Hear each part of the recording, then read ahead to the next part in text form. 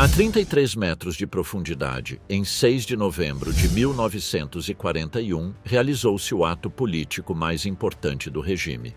Mayakovskaya, a estação do metrô de Moscou, transformou-se em tribuna, o busto de Lenin à frente, retratos oficiais nas colunas e a plataforma convertida em salão cerimonial.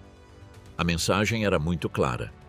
Mesmo que a capital sofresse ataques da Wehrmacht e bombardeios da Luftwaffe, o comando continuaria operando das profundezas.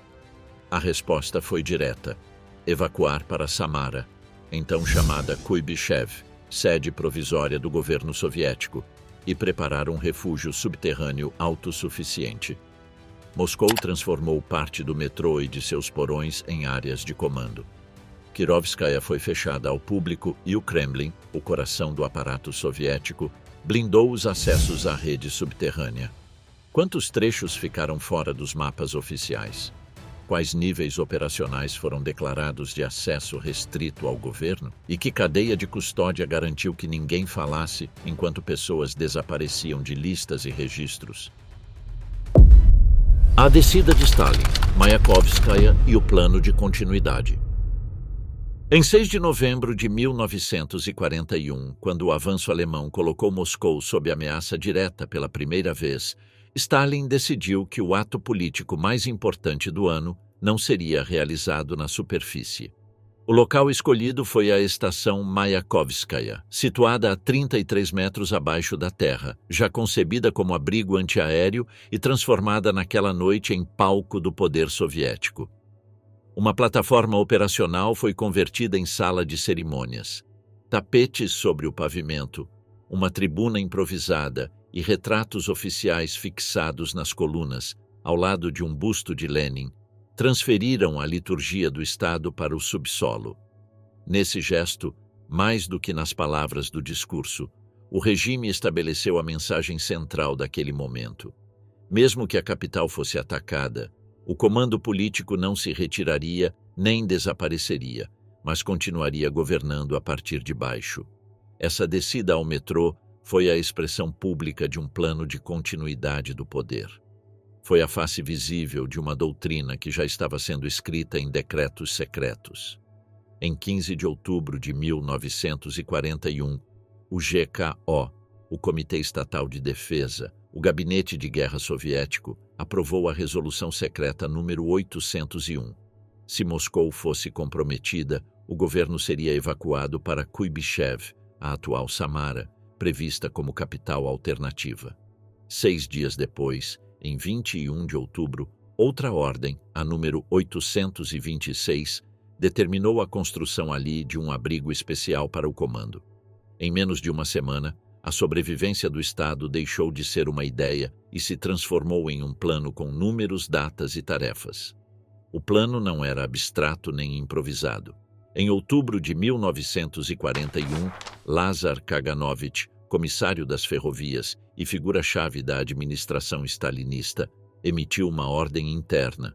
O abrigo deveria ter pelo menos 25 metros de profundidade, resistência a bombas e agentes químicos e um mínimo de 200 metros quadrados de superfície utilizável.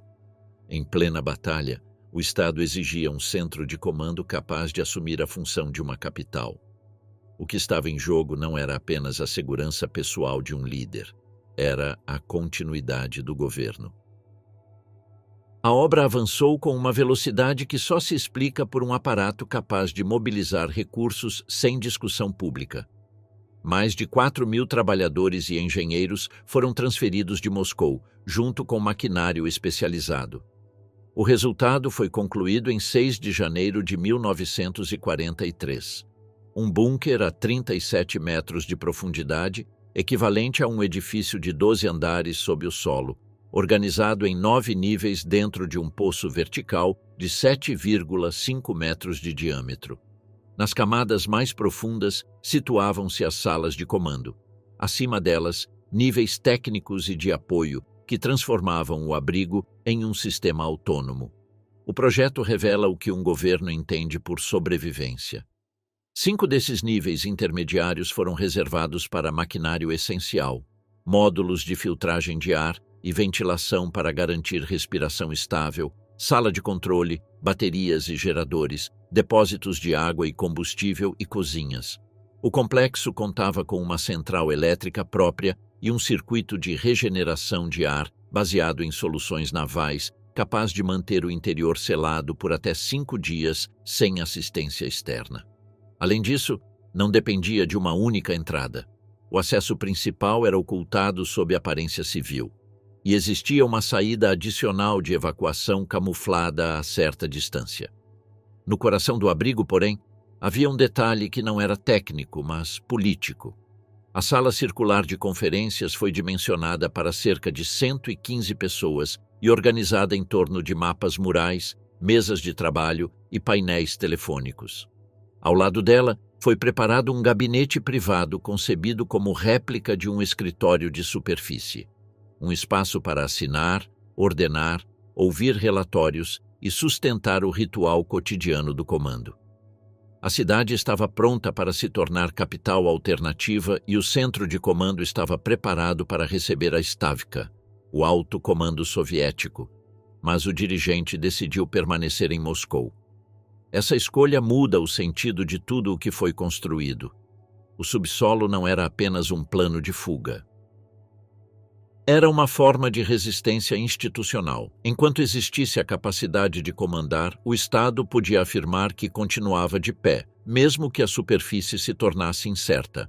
Para sustentar essa afirmação, Moscou precisava de seus próprios abrigos de comando. E aqui surge a peça que conecta doutrina e prática, a adaptação do metrô como infraestrutura operacional. No início da guerra, a estação Kirovskaya, hoje Chistye Prudi, na linha vermelha, foi fechada ao público e transformada. A cerca de 35 metros de profundidade instalou-se um escritório subterrâneo para Stalin e, em salas adjacentes, o Centro de Comunicações da Defesa Antiaérea de Moscou, o PVO. Para isolar essa área do restante da estação, ergueu-se um muro ao longo da plataforma. Durante o conflito, os trens deixaram de parar ali. Stalin acessava o local por meio de um túnel reservado que conectava diretamente ao posto de comando da defesa aérea. A estação continuava pertencendo ao metrô, mas funcionava como uma sala privada inserida dentro de um sistema público. Esse dado, por si só, estabelece uma fronteira clara. Antes de falar sobre enormes redes secretas, existe um fato muito mais concreto. Na Moscou de 1941, o metrô podia servir como abrigo para a população e, ao mesmo tempo, como escritório do poder. Essa mesma lógica aparece até mesmo em projetos que o público jamais chegou a ver. Em 1934, sob a Praça Tverskaya, chegou-se a construir parte da estação planejada chamada Sovetskaya. A parada nunca foi inaugurada. O espaço foi reassignado como abrigo de defesa civil e como instalação vinculada a edifícios institucionais da região. A consequência ficou registrada no mapa. Durante décadas, houve um vazio de quase 2 quilômetros sem estações entre Teatralnaya e Mayakovskaya, até que em 1979 finalmente foi inaugurada Tverskaya. Esse antecedente é crucial por uma razão simples. Ele ocorre antes que o termo Metro 2 exista na conversa pública. Era uma solução de guerra em 1941, com uma estação civil transformada em escritório e centro de comando, e com uma passagem reservada que evitava a circulação pela rua. O sistema, além disso, funcionava por redundância. Se um nó se tornasse inutilizável, outro deveria ser capaz de assumir funções críticas. No perímetro do Kremlin, existia um abrigo subterrâneo que, durante o cerco de 1941, permitiu a Stalin trabalhar sob a terra. Ali foi instalada uma central telefônica conectada por cabos a ministérios e quartéis generais, para manter a coordenação mesmo sob ataque. Um testemunho com credenciais, o almirante Ivan Isakov, descreveu o detalhe mais revelador.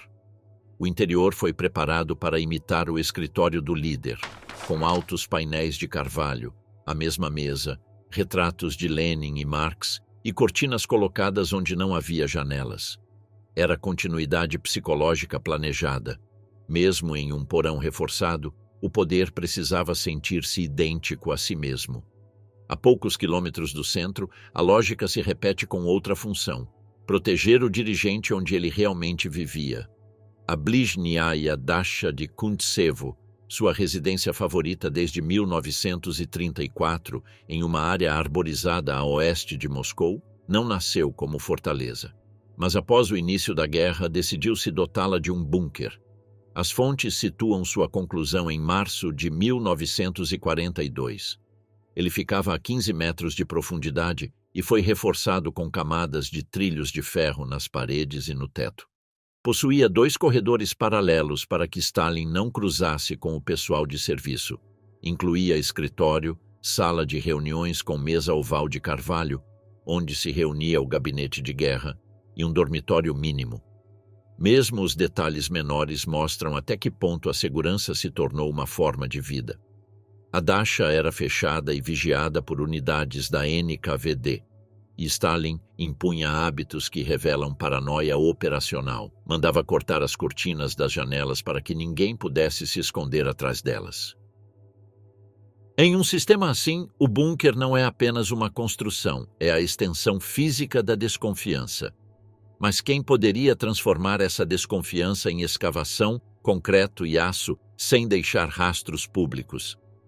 Aqui, o subsolo obriga a olhar para cima, para a estrutura do aparato de segurança. Em 1941, a NKVD não era apenas uma polícia secreta. Ela abrangia segurança interna, guardas, contra-inteligência e a gestão de grandes projetos graças ao seu acesso à mão de obra do sistema penitenciário soviético. Em 1943, a inteligência foi brevemente separada em um organismo específico, e após a guerra, em março de 1946, a estrutura foi redefinida. A NKVD passou a chamar-se MVD e a segurança do Estado foi organizada como MGB. As funções ficaram distribuídas, mas a prioridade permanecia a mesma: vigilância, proteção e capacidade material. O MVD herdou o peso dos assuntos internos e da gestão material, enquanto o MGB concentrou a segurança do Estado, incluindo a proteção do alto escalão da liderança. Na prática, essa proteção dependia de uma coordenação entre vigilância, engenharia e segredo. Mesmo quando os cargos formais mudavam, a cultura da obra especial permanecia. Projetos numerados, equipes compartimentadas e uma cadeia de comando projetada para que quase ninguém tivesse uma visão do conjunto. No centro dessa engrenagem aparece um nome que une segurança, segredo e capacidade de execução: Lavrenti Beria. Ele assumiu o comando da NKVD em 1938 após substituir Nikolai Yezhov e tornou-se o lugartenente mais temido de Stalin nos assuntos de segurança. Durante a guerra, supervisionou deportações, contra-espionagem e a proteção de Moscou. E, em 7 de agosto de 1945, Stalin lhe confiou uma missão que exigia controle total de recursos técnicos: dirigir o projeto atômico soviético, para o qual foi criado um departamento especial S dentro da NKVD. Isso significava que um gestor capaz de coordenar o desenvolvimento da bomba conhecia melhor do que ninguém o problema inverso: como sobreviver a ela. E Beria dispunha de instrumentos para materializar ordens sem publicidade, brigadas sob controle direto, acordos de confidencialidade extremos e estruturas de construção especial. No extremo técnico, podia até apoiar-se nas charashkas, laboratórios-prisão onde engenheiros detidos trabalhavam sob supervisão. No extremo político, podia impor a regra central do sistema: cada equipe sabe apenas o necessário, e o conjunto completo só é conhecido pela cúpula. Em Ismailovo, a camuflagem integrou-se a uma obra pública de escala monumental. O projeto foi apresentado como o Central Stadium da União das Repúblicas Socialistas Soviéticas, planejado para 120 mil espectadores e expansível para 200 mil. Para a chegada de convidados de alto nível, projetou-se um acesso separado à tribuna oficial por meio de um túnel subterrâneo de 73 metros. Em 1939, com o início da Guerra Soviético-Finlandesa, a obra foi paralisada. Enquanto isso, os espaços sob a estrutura já construída permaneciam ocultos pela própria obra que servia como cobertura. Décadas depois, esse subsolo tornou-se popularmente conhecido como o Bunker de Stalin. Sobre essas instalações circularam duas ideias repetidas. A primeira afirmava que, ao terminar os bunkers, os trabalhadores eram eliminados para garantir o silêncio. O segredo foi mantido por procedimentos muito mais eficazes: trabalho por setores, plantas fragmentadas, acessos restritos e equipes que completavam trechos sem conhecer o conjunto, além do uso de mão de obra penal em obras estratégicas.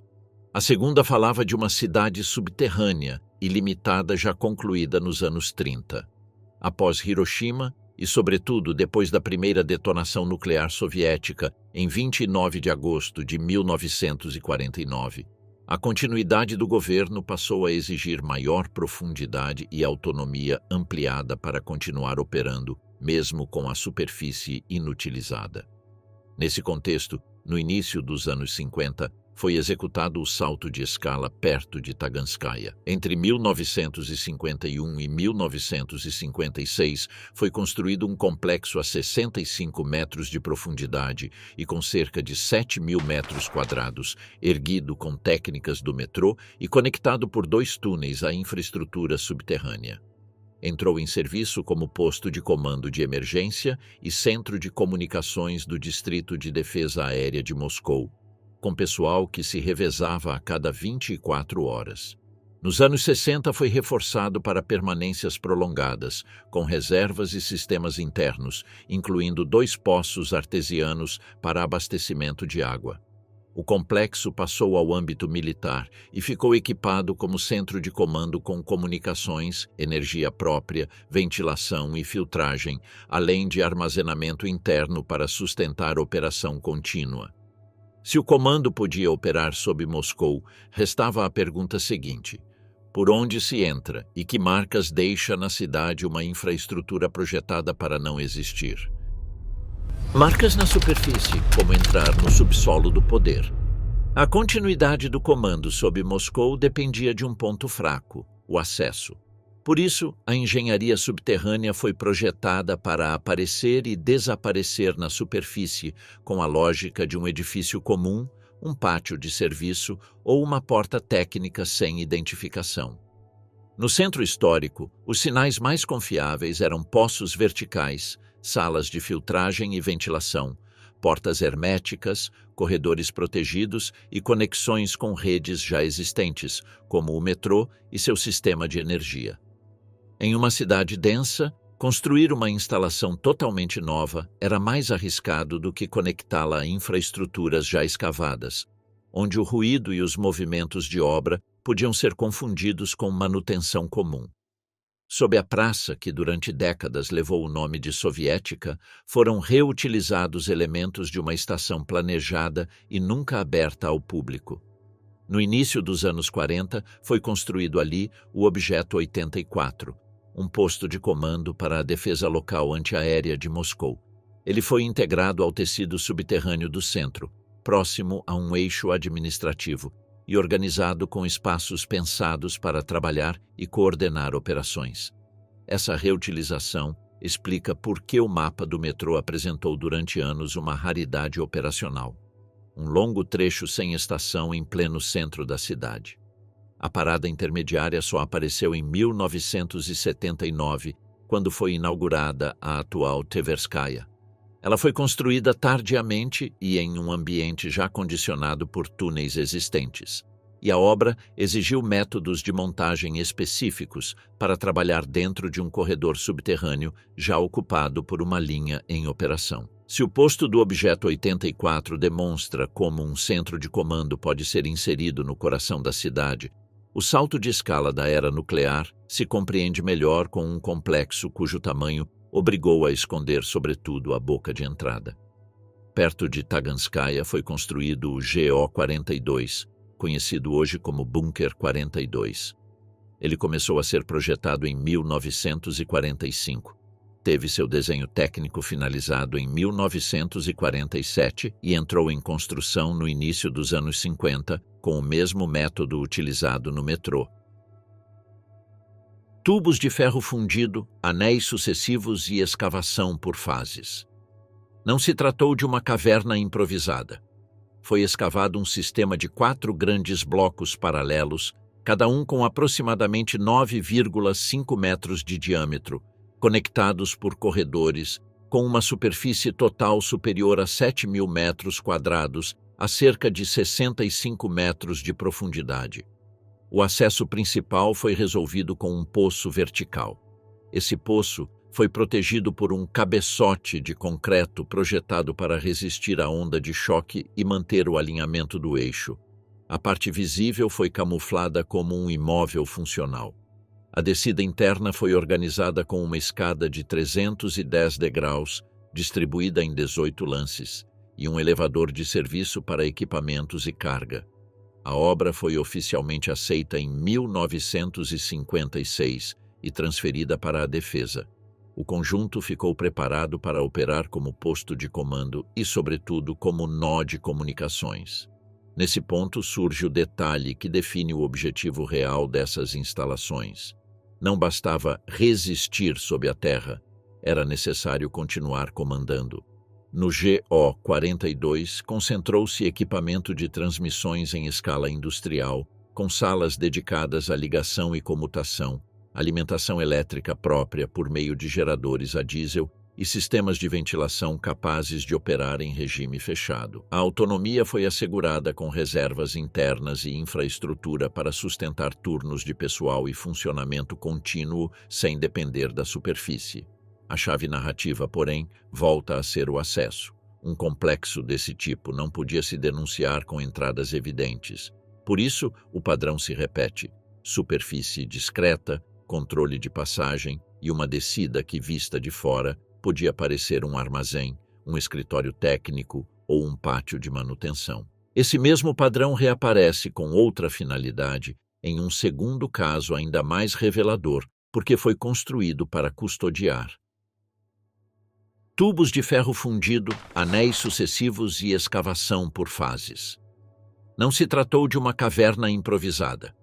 Foi escavado um sistema de 4 grandes blocos paralelos, cada um com aproximadamente 9,5 metros de diâmetro, conectados por corredores, com uma superfície total superior a 7.000 metros quadrados, a cerca de 65 metros de profundidade.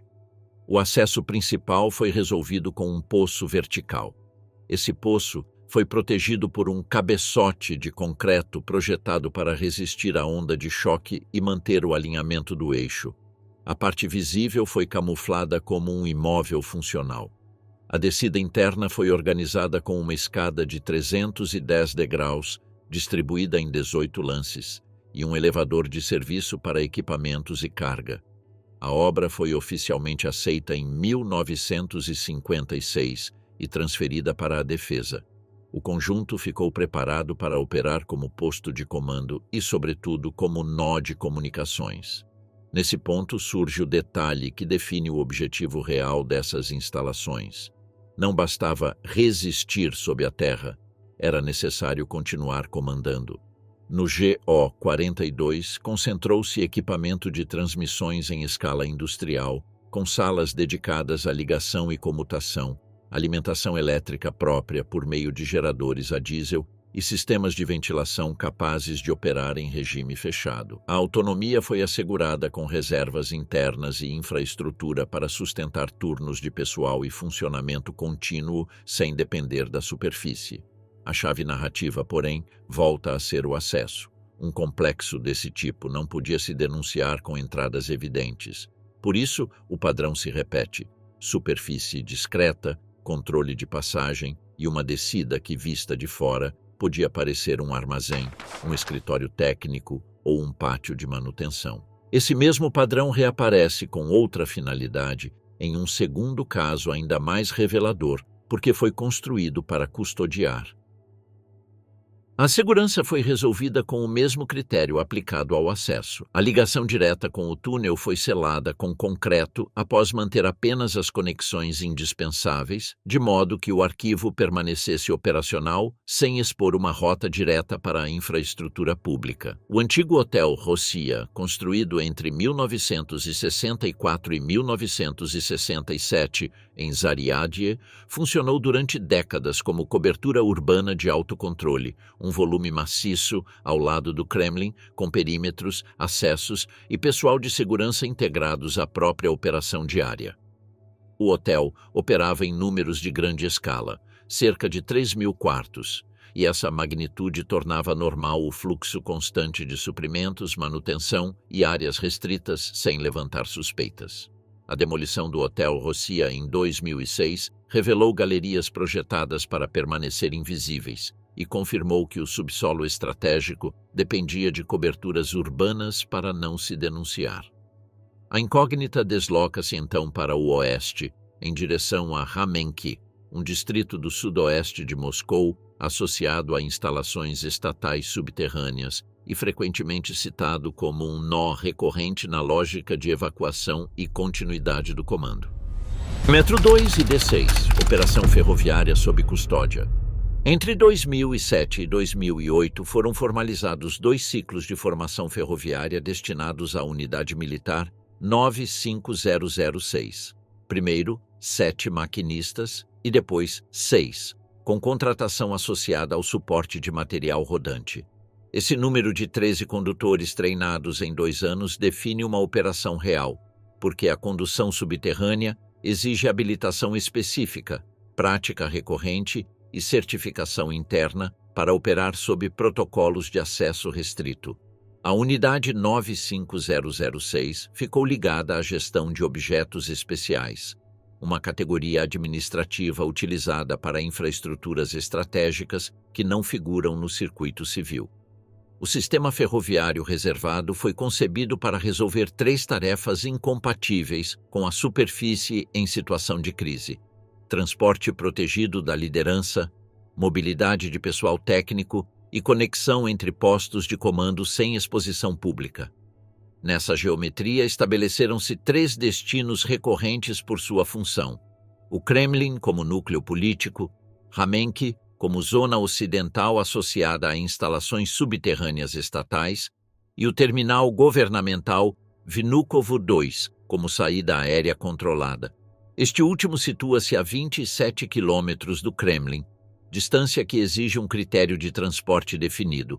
A rota é concebida como um corredor logístico capaz de cobrir toda uma periferia sem atravessar ruas expostas. Ramenki passou a ser caracterizado como um distrito do sudoeste de Moscou, vinculado à reserva estratégica do comando, com menor densidade histórica na superfície e maior margem para obras verticais e ventilação remota. A cota operacional do sistema foi fixada em profundidades entre 200 e 300 metros, com capacidade de continuidade para cerca de 10.000 pessoas em cenários de emergência. Esses números definem uma infraestrutura distinta dos abrigos visitáveis da Guerra Fria. A essa profundidade, a obra se sustenta com poços, câmaras técnicas e uma rede de ventilação dimensionada como uma instalação industrial. A escala humana introduz outra condição. O subsolo não é concebido apenas para ocultar, mas para sustentar vida e comando por longos períodos, com ciclos de ar, energia e logística interna. A circulação ferroviária foi organizada em torno de um corredor principal de via única, o que impõe operação por autorização e por janelas de passagem, com setores de espera e desvios planejados para que comboios curtos não se cruzem em túneis de seção limitada. Esse desenho reduz escavação, limita bifurcações e restringe pontos de exposição. 3 vantagens decisivas, quando a prioridade é manter o traçado operacional e discreto. A via única também facilita o controle de acessos, porque cada trecho pode ser isolado por setores com portões e comportas técnicas, sem a necessidade de manter circulação dupla permanente. O sistema de ventilação foi inicialmente planejado com 5 captações remotas. O plano foi reduzido para 3 e a execução concentrou-se em duas captações principais. Essas duas captações foram identificadas como DV1 e DV2, dimensionadas para alimentar túneis e câmaras técnicas em regime controlado. A capacidade dessas captações situava-se entre 600 mil e 800 mil metros cúbicos por hora, um fluxo de escala industrial que responde a uma necessidade concreta: manter a atmosfera respirável, dissipar o calor dos equipamentos e estabilizar a pressão em um sistema compartimentado. DV2 foi conectada à linha profunda do metrô, construída no pós-guerra, o que permitiu integrar ventilação e suporte técnico com setores reforçados da infraestrutura subterrânea. DV1 ficou vinculada a um duto de suprimento de ar entre Matveyevskaya e o corredor profundo de via única, criando um eixo ocidental de respiração técnica associado ao setor de reserva. Esse duto foi posteriormente adaptado com trilhos, um detalhe que explica uma confusão estrutural. No subsolo de Moscou, um mesmo túnel pode nascer como conduto de ar e terminar convertido em corredor logístico, e ambos os usos deixam marcas semelhantes na superfície. A sigla DV ficou associada à ventilação, e sua proximidade fonética com D6 favoreceu que uma infraestrutura de ar fosse interpretada como um código ferroviário, reforçando a mistura entre nomenclaturas operacionais e rótulos populares. Foi definido um enlace técnico entre a linha Sokolnicheskaya, a linha vermelha, e a Koltsevaya, a linha circular, para transferir ar de setores profundos reforçados para trechos protegidos, evitando seções mais vulneráveis construídas nos anos 30. Essa redistribuição descreve uma arquitetura em camadas. Não se transporta apenas pessoal, transporta-se também estabilidade ambiental para sustentar ocupação prolongada em mais de um nó. A cadeia de custódia foi estabelecida em estruturas de segurança desde a era soviética. No final dos anos 60, DV1 e a infraestrutura associada, incluindo o corredor profundo de via única, ficaram sob controle do KGB, o Comitê para a Segurança do Estado, com modificações de conexão à linha vermelha e reforços de proteção na superfície. Nesse perímetro foi projetado um suporte logístico blindado por meio de um hangar reforçado com capacidade para 10 veículos de transporte de pessoal. Um indicador de planejamento que integra mobilidade subterrânea e deslocamento na superfície sob proteção. Em 5 de janeiro de 1994, o organismo responsável pelos projetos específicos foi transformado na Direção Principal de Programas Especiais do Presidente, uma entidade concebida para manter uma base de mobilização documentada e um sistema de instalações especiais. Sua genealogia integrou a 15ª direção do KGB e uma estrutura civil anterior, preservando a custódia de instalações estratégicas fora do perímetro de operação pública do metrô. O financiamento permaneceu sob dotações segregadas, um mecanismo típico de disponibilidade permanente. O sistema existe para estar disponível, não para ser exibido, e seu orçamento é protegido da lógica de rentabilidade ou turismo. A operação ferroviária impôs condições elétricas incompatíveis com o metrô de passageiros. Foram definidos trechos sem terceiro trilho e sem catenária, o que eliminou uma assinatura visível de eletrificação e exigiu tração autônoma. A tração foi resolvida por 2 vias complementares: diesel para transporte logístico e reboque, e baterias para deslocamentos discretos, nos quais se reduzem emissões e se simplifica a ventilação. A ausência de eletrificação fixa também reduz riscos em ambientes com drenagem complexa, umidade constante e necessidade de compartimentação hermética, condições comuns em túneis profundos. O corredor ferroviário foi construído como uma infraestrutura de uso duplo, sem depender do trem como único meio de circulação interna. Entre os trilhos foram colocadas placas de concreto, transformando a via em um corredor transitável para equipes, carrinhos de ferramentas e plataformas de carga com rodas. A operação baseou-se em uma restrição constante: trechos sem catenária e sem terceiro trilho, incompatíveis com o material padrão de passageiros. Para esses setores foram utilizados meios de mobilidade de manutenção e trens internos com tração autônoma. Em 2008, Svetlana Razina, porta-voz do metrô de Moscou, apresentou um dado que não se encaixa no folclore urbano. Do depósito de Ismailovo, foi recrutado pessoal para rotas secretas e, apesar do grande número de voluntários, a seleção final ficou limitada a um único maquinista. Essas rotas não admitiam circulação livre.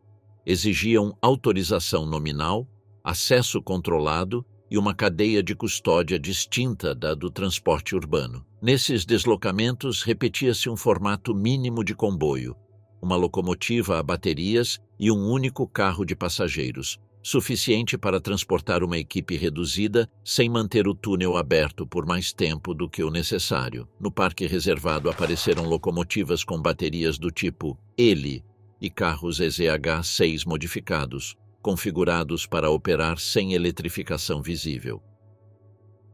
Em paralelo entrou material diesel hidráulico destinado ao serviço interno. O pedido de trens RA1 a Metro Wagon Mesh, em 2003, definiu uma aquisição concreta de 7 unidades dentro de um programa oficial, e o modelo 8.1-730.0.5 foi identificado como uma unidade mista de carga e passageiros com plataforma e guindaste, preparada para transportar operários e material em uma única rotação e executar intervenções imediatas no ponto de trabalho. Em 2007, Dmitry Gaev, diretor do metrô de Moscou, colocou os túneis especiais fora do operador civil ao atribuí-los a outras organizações, separando publicamente o transporte urbano da rede estratégica. Em 2004, Vladimir Shevchenko, vinculado à administração presidencial, mencionou uma linha subterrânea de via única entre o Kremlin e a Dasha próxima da área de Volinskoye, também identificada como objeto protegido do aparato de segurança. Esse eixo conectava o núcleo político a um destino de controle estrito fora do centro. No mesmo contexto, Mijail Poltoranin, ex-vice-primeiro-ministro, situou o subsolo dentro de um sistema de evacuação associado à cúpula do Estado, reforçando sua função como infraestrutura de continuidade e não como curiosidade urbana. Com tudo isso, Metro 2 passa a ser entendido como uma operação. Uma rede que só pode existir se for mantida com pessoal habilitado, setores isoláveis, suporte ambiental e uma cadeia de custódia que não pertence ao metrô civil. Mas a ponte para o presente está no que alguns dizem ter encontrado em suas margens. Acessos esquecidos que reaparecem selados com aço novo, soldas recentes e vigilância térmica, como se alguém estivesse fechando o perímetro novamente. É aí que começa o próximo bloco. O que está sendo protegido hoje, quem o controla e por que o subsolo continua funcionando como um segredo em atividade. Anomalias e fenômenos. Depois da meia-noite, a linha circular de Moscou entra naquele trecho da noite em que o metrô já não é um serviço público, mas uma maquinaria que é revisada a portas fechadas. É aí que nasce o relato mais insistente. Um trem que aparece fora de horário, circula no sentido anti-horário pela Koltsevaya, para em todas as estações e jamais abre as portas. Na versão repetida por guias e exploradores, os vagões são pintados de uma cor areia opaca. Na cabine, um maquinista com uniforme dos anos 40, atrás, passageiros macilentos vestidos de cinza, olhando para a frente como se não registrassem nada. A própria lenda inclui sua explicação. Os céticos a atribuem a manobras noturnas com material antigo, mas quem a conta garante ter ouvido até o aviso automático de composição na via antes de vê-lo passar. O trem fantasma não se sustenta apenas pelo que se acredita ver, mas por quem o repete. Desde os anos 90, os diggers, exploradores urbanos do subsolo, alimentam uma mitologia baseada em rotas técnicas, túneis de serviço e espaços fora dos mapas. Um nome aparece como ponte entre rumor e experiência. Vadim Mikhailov, fundador em 1990 do Diggers of the Underground Planet. A imprensa russa o retratou como alguém que busca continuidade na exploração. I wouldn't call us archaeologists. We want to explore and leave what we find in peace. O mesmo perfil jornalístico que o transformou em figura pública explica por que suas histórias parecem tão verossímeis quando ouvidas em primeira pessoa. Mikhailov cresceu perto do metrô. Seu pai era maquinista e começou a entrar ainda adolescente aos 12 anos com amigos que desciam a passagens e galerias como quem aprende uma cidade paralela. Em uma de suas primeiras grandes incursões, contam que encontraram um bunker da época de Stalin sob a Leningradsky Prospect. Mais tarde, em um armazém abandonado do Instituto de Oceanografia, descreveram cristais brotando do chão e criaturas preservadas em tanques de formaldeído, descobertas que soam impossíveis, até lembrarmos que o subsolo de uma capital acumula restos de laboratórios, depósitos técnicos e obras congeladas por décadas. Quando um jornalista ocidental o acompanhou no subsolo, a reportagem deixou uma cena que funciona como um microtestemunho. Antes de abrir uma grade, Mikhailov observa a rua à procura de policiais. Já lá dentro, verifica a presença de gases com a chama de um isqueiro. Avança por corredores úmidos, cabos e galerias de esgoto e resume a mudança mental com uma frase seca que deixou todos pensativos. As regras da superfície já não se aplicam. Em túneis ferroviários, uma bússola pode tornar-se inútil sem que nada estranho aconteça. Trilhos, cabos, correntes elétricas e estruturas metálicas distorcem o campo magnético local o suficiente para que o magnetômetro leia uma perturbação mais forte do que o sinal terrestre. De fato, na engenharia, esse efeito é justamente aproveitado. Há estudos técnicos sobre localização ferroviária que descrevem como as vias geram distorções características do campo magnético, utilizáveis como assinatura de posição em ambientes onde não há sinal de satélite. Essa mesma distorção, quando vivida na experiência humana, transforma-se simplesmente em a bússola falha. A essa desorientação, soma-se outra que os testemunhos repetem com mais inquietação do que qualquer história de fantasmas: a do tempo. Debaixo da terra não existe amanhecer nem anoitecer, e o corpo perde suas referências. Quando um explorador sem rotina entra e sai em horários irregulares, a sensação pode se tornar confusa. Turnos que parecem dias, corredores que parecem sempre iguais, minutos que se alongam. O som, de fato, é o motor mais confiável do medo subterrâneo. As baixas frequências reverberam e se propagam. Em espaços fechados, podem ser sentidas mais do que ouvidas. No plano científico, o infrassom, abaixo de 20 Hz, é um objeto real de estudo. Ele se propaga por longas distâncias e pode atravessar estruturas, por isso é amplamente pesquisado tanto na acústica ambiental quanto na engenharia de espaços subterrâneos. Em 1998, Vic Tandy e Tony Lawrence publicaram um caso célebre no qual uma vibração em torno de 19 Hz foi associada a sensações de inquietação e percepções anômalas em um laboratório, já que o corpo interpreta sinais físicos mal contextualizados. Com essa base, torna-se possível entender um relato como plausível, mesmo quando não pode ser medido no momento. Se uma estação técnica, um extrator ou uma ressonância estrutural produz um zumbido de baixa frequência em uma zona profunda, quem o atravessa pode experimentar ansiedade, pressão, tontura ou sugestão e atribuí-lo a algo que não consegue ver. A literatura sobre ruído de baixa frequência é cautelosa. Fala sobretudo de incômodos intensos e sintomas autorrelatados. Mas justamente essa prudência coincide com o que relatam os diggers. Eles descrevem uma atmosfera que afeta e uma necessidade urgente de sair dali. Reportagens sobre expedições subterrâneas mencionam cantos com restos de comida, garrafas e marcas humanas escondidas atrás de tubulações. Descrevem um mundo onde, se você erra o corredor, pode acabar em uma passagem ocupada, em uma área vigiada ou em um ponto sem retorno. O próprio Mikhailov cultivou essa tensão como disciplina: avançar escutando, parar diante de qualquer ruído, assumir que você não está sozinho. Por isso, o trem fantasma funciona como uma história total. Mistura o técnico, circulações noturnas, o humano, quem anda lá embaixo, e o sensorial, vibração, eco, luz que chega atrasada. As ratas mutantes pertencem à mesma lógica de amplificação. O subsolo real, descrito por quem acompanha os diggers, já traz roedores, baratas pálidas, cheiro de esgoto e umidade antiga. A reportagem que transformou Mikhailov em personagem deixa claro o ponto de origem. Não é ficção científica. É um ecossistema sujo e fechado, onde a mente completa aquilo que a lanterna não alcança.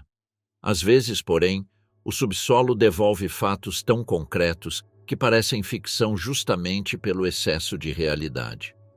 Em um relato ocidental sobre expedições dos diggers, menciona-se a descoberta de 202 quilogramas de material radioativo sob a Universidade Estatal de Moscou.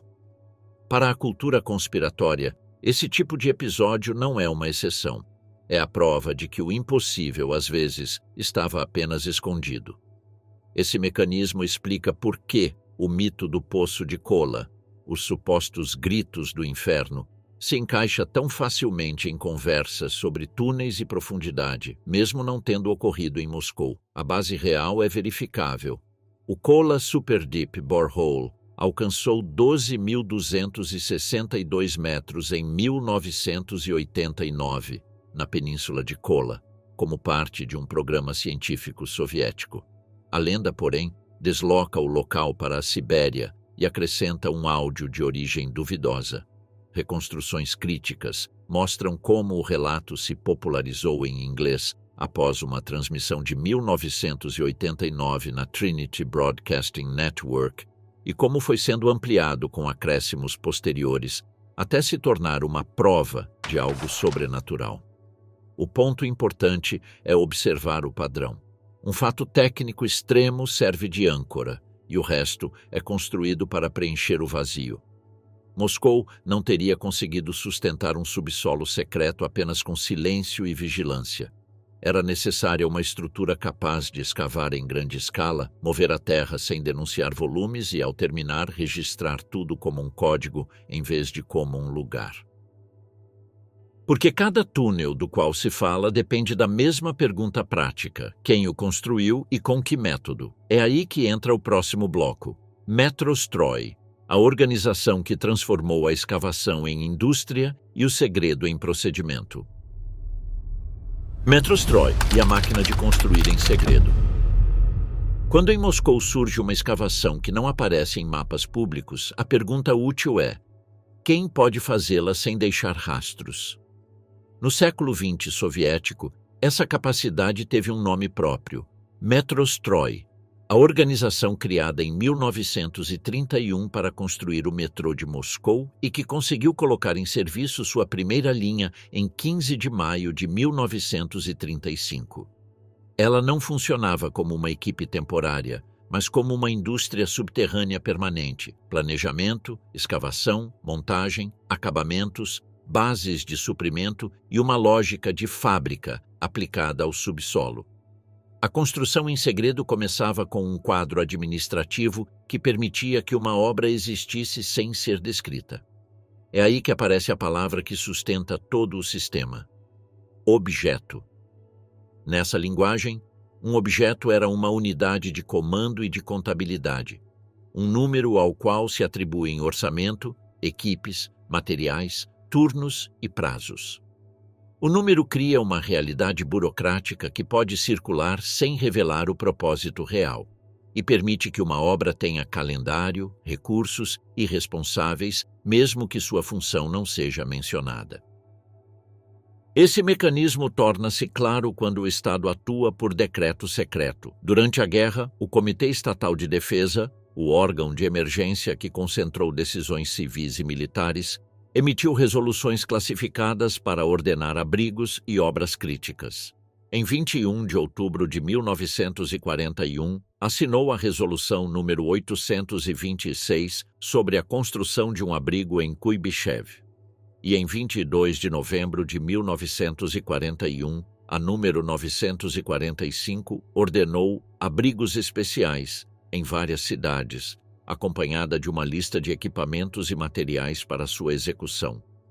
Esse tipo de texto constrói a arquitetura administrativa que atribui um objeto antes mesmo de escavar. A ficha arquivística da Resolução 945 acrescenta que o documento existe em cópias de distribuição e em um exemplar original, com referência de preservação no Arquivo Estatal Russo de História Sociopolítica. Isso confirma como um objeto existe antes de se tornar físico, como papel controlado, de circulação limitada, que autoriza uma obra sem narrá-la ao exterior. Em um sistema assim, o segredo é uma cadeia de custódia.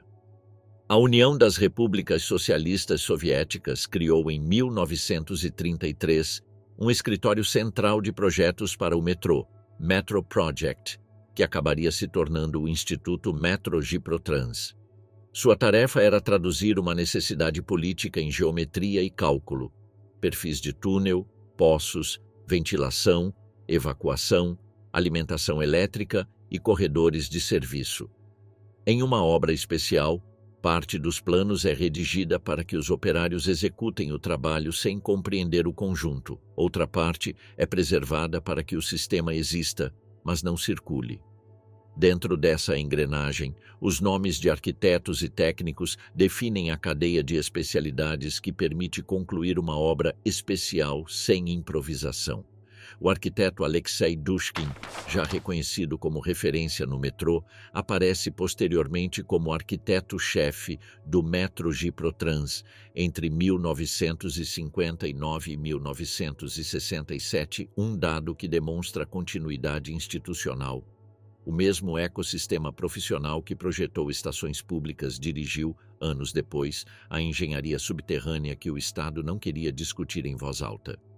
A hierarquia interna da Metrostroy também teve responsáveis operacionais com peso próprio. Um exemplo é Yevgeny T. Abakumov, citado como subdiretor em 1933 e posteriormente diretor do projeto Metrostroy, um perfil típico dessa indústria. Gestão técnica, controle de pessoal e capacidade de responder a exigências políticas sem quebrar o ritmo da obra. Esse tipo de figura é essencial para entender o segredo. Não basta escavar. É preciso administrar informação, disciplina e a substituição constante de equipes sem que o conjunto pare. O segredo sustenta-se com uma ferramenta administrativa que evita descrever: o objeto. Em vez de nomear um túnel pelo seu destino, ele é numerado. Em vez de escrever bunker, registra-se como unidade de construção com orçamento, materiais e data de aceitação. O número permite dividir o projeto em subpartes: poços, galerias, ventilação, energia, fechamentos, sem que nenhuma folha de papel precise explicar o propósito completo. Na prática, esse sistema funciona como um plano mental fragmentado. Cada pessoa trabalha com um fragmento coerente, mas insuficiente para reconstruir o todo. Essa fragmentação exige um guardião. No ecossistema soviético, o controle de documentação classificada concentrava-se no primeiro departamento, um escritório interno dedicado a cópias, listas e arquivamento de material sensível. Sua existência transforma o segredo em procedimento. Quem recebe os planos, quantos exemplares existem, por quanto tempo ficam fora do arquivo, quem assina a devolução e quais documentos são destruídos após leitura. O resultado é direto. Mesmo que alguém participe da obra, é impedido de acumular o mapa completo em papel. A Metrostroy operava por brigadas de ofício e brigadas de acesso. Uma equipe abre e assegura o poço, outra avança na galeria, outra instala impermeabilização.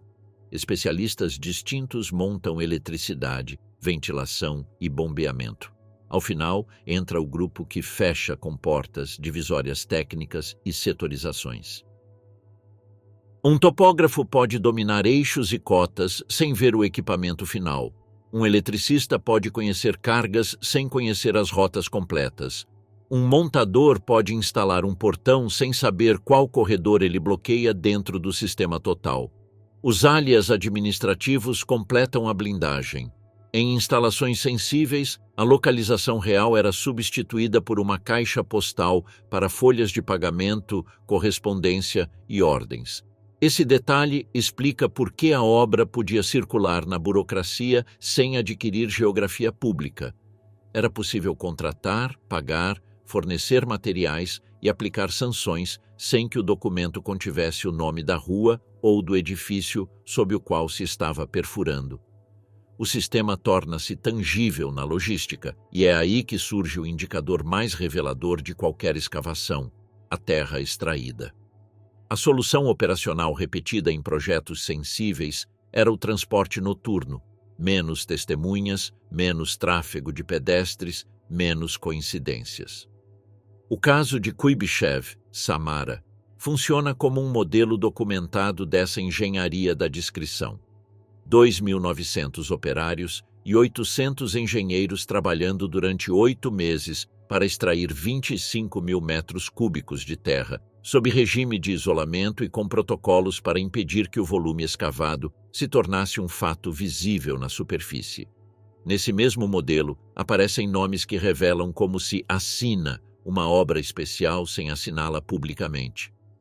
Atribui-se o projeto técnico a Yulian Ostrovsky, a arquitetura a Zelenin e o controle de marcação mineira, replantio, a Drobinin, perfis que cobrem as 3 peças mais críticas de um projeto profundo: geometria, estabilidade e precisão de traçado.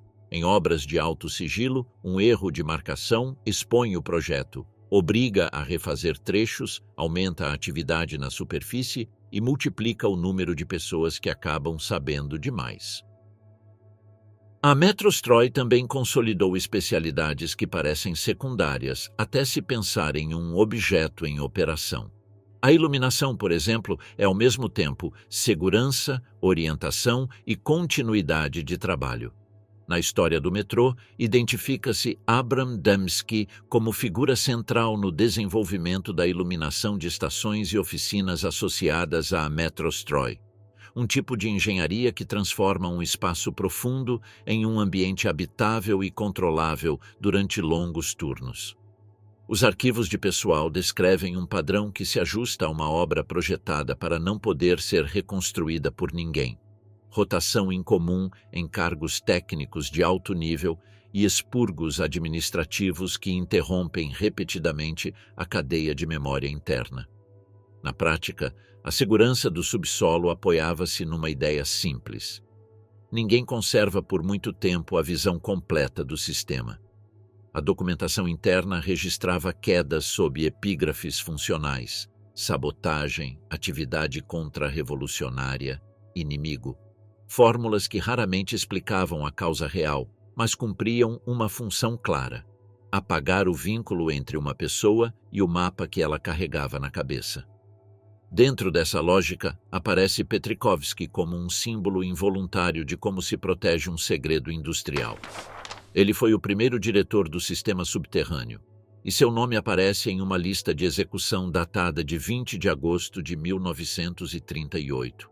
Essa data coincide com o período em que o NKVD elevava listas de condenados para aprovação na cúpula do poder. Nesse mecanismo, o destino não era decidido em um julgamento público, mas em um circuito fechado, onde a punição frequentemente já estava definida antes de a burocracia revesti-la de procedimento formal. As listas eram a ferramenta ideal para um Estado que precisava punir rapidamente e controlar o impacto político. Diferentemente das troicas, comissões de 3 funcionários que julgavam casos em massa, as listas eram tratadas nome por nome, encaminhadas com a assinatura dos responsáveis pela segurança diretamente ao nível onde a repressão se transformava em política de Estado. Pesquisas sobre esses documentos destacam o detalhe decisivo: cada nome era verificado individualmente e buscava a aprovação direta da liderança, enquanto as troicas operavam por quotas. A história de Petrikovsky fica presa nesse mecanismo. Quando um engenheiro entra em uma lista, ele deixa de ser apenas um técnico e passa a ser uma decisão de Estado. Em 20 de agosto de 1938, Nikolai Yezhov, chefe do NKVD no auge da chamada Yezhovshchina, apresentou a Joseph Stalin pacotes de nomes para aprovação. Esse verão marcou o final do pico repressivo e o início da transição interna que levaria Lavrenti Beria a substituir Yezhov na direção da polícia secreta. Nesse cruzamento de poder, as obras especiais tornam-se ainda mais sensíveis. O que existe sob Moscou não é apenas infraestrutura, é a continuidade do comando político e militar. Qualquer pessoa que conheça conexões, acessos e rotinas passa a representar um risco para a administração do segredo. É nesse ponto que Petrikovsky desaparece da história, como alguém que viu mapas demais ao mesmo tempo. Um diretor do sistema subterrâneo, na fase em que o metrô e suas ramificações estavam sendo definidos, não administrava apenas equipes de obra, administrava nós, itinerários, entradas técnicas, pontos de ventilação, centros de energia e, sobretudo, os lugares onde a infraestrutura civil se cruzava com a reservada. Entre 1937 e 1938, quando Stalin ordena prisões em massa, até mesmo em plantas estratégicas e grandes obras, o conhecimento técnico deixa de ser mérito e passa a ser vulnerabilidade. A acusação de sabotagem oferece a justificativa perfeita. Explica a punição sem admitir que o verdadeiro objetivo era desconectar uma pessoa do mapa completo. Em sistemas baseados em listas, o processo torna-se deliberadamente opaco.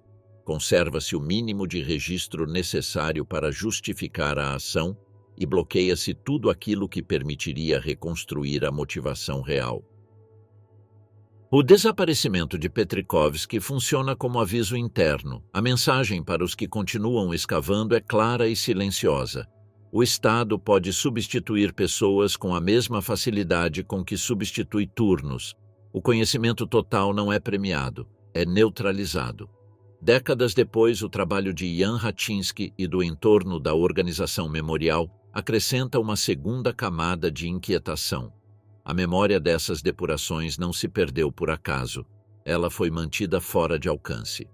Ratinsky explica que as listas aprovadas entre 1937 e 1938 eram conhecidas por referências desde a época de Nikita Khrushchev, mas não ficaram disponíveis para pesquisadores até o início dos anos 2000. Isso significa que, durante meio século, a cidade pôde celebrar o mármore e o bronze do metrô, sem olhar para os nomes de quem o abriu com perfurações, poeira e turnos intermináveis. O contraste torna-se ainda mais duro quando se observa a superfície. A obra é comemorada, os construtores desaparecem e a memória pública escolhe outros símbolos. Esse silêncio prolonga o mesmo método que permitiu construir em segredo: controle dos documentos, controle dos nomes, controle do que pode ser lembrado. Nesse quadro, Metrostroy surge como uma máquina de duas velocidades, mesmo sem explicações oficiais. Uma velocidade visível que inaugura estações com datas, discursos e arquitetura monumental. Outra invisível, que produz objetos numerados, planos em circuito fechado, brigadas compartimentadas e substituição constante de pessoal. Petrikovsky ocupa o ponto mais inquietante dessa engrenagem. Não apenas como vítima isolada, mas como evidência de que, em Moscou, o segredo do subsolo também foi construído com biografias interrompidas. Se você gostou do vídeo e quer ver mais documentários como este, inscreva-se no canal e ative o sino de notificações. Assim você não perde os próximos episódios.